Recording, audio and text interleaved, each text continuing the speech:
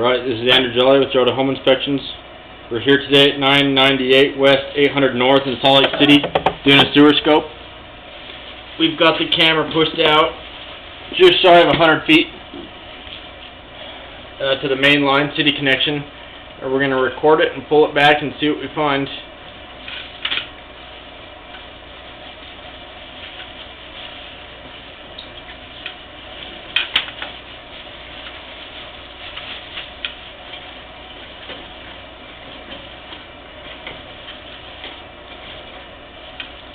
I'm going to run upstairs and flush the toilet so I can clean the camera head off.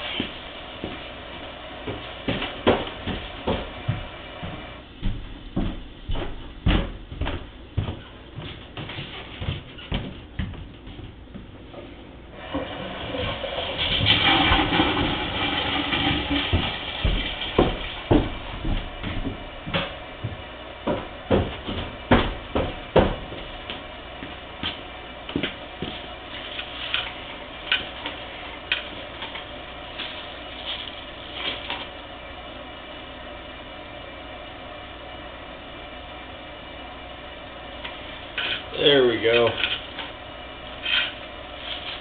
That should help.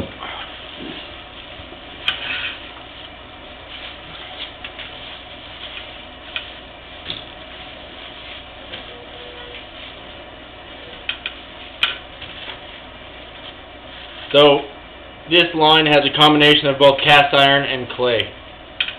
One of the issues with clay is that as the line ages, the joints can separate, and as they separate even a little bit, you'll get offsets. And so here's an example of one here. As they're flowing down the line, you hit this offset, and it's kind of like a lip where solids can get caught, and then that can allow a backup to occur.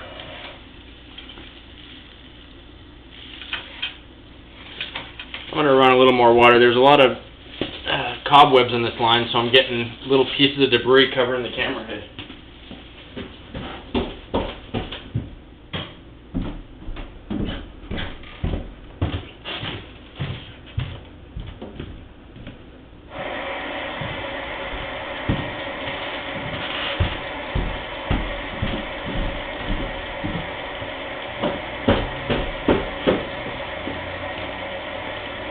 Okay, usually I try to have the water off while I'm pulling the camera back.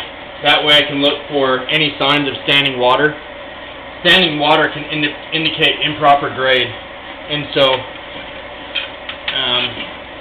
that's something that I'm always looking for. But with this line, I was able to look for that as I pushed the camera out, and so I didn't see any standing water. And so I think it's fine for us to run some water as I pull it back.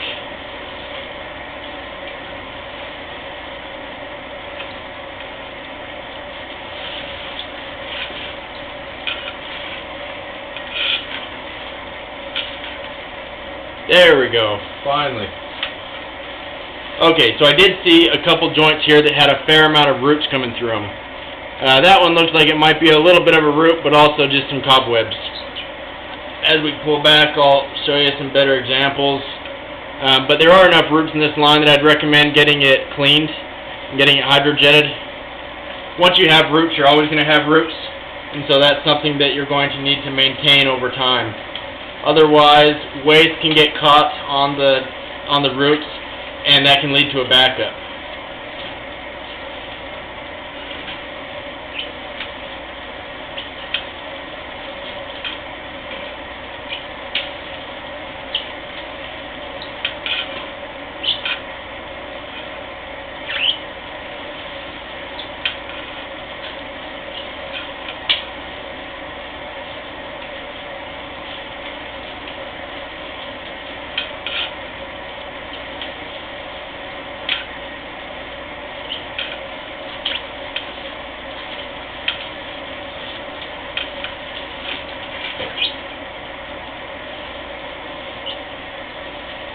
Next thing is when you have it jetted out, I would recommend that they also rescope the line, because some of these areas where you have all the cobwebs or the roots coming through, it makes it very hard to to fully inspect because it's covered.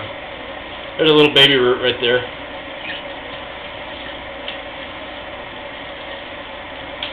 I think we're getting closer to the area where you had the majority of the roots. There's some. That's closing in a good amount of the line right there.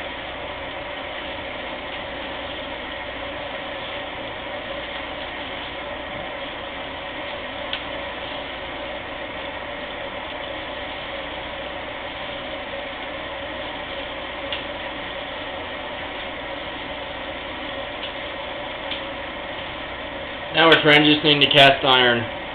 So cast iron usually the weakest link. The issue with cast iron is it'll get very rough and rusty, and it can catch on debris, which can lead to a backup. It flakes over time, and so it eventually needs to be replaced because it can get so thin. This one's rough enough. You might consider having it coated, which is where they cut it with a chain cutter. That makes it smoother.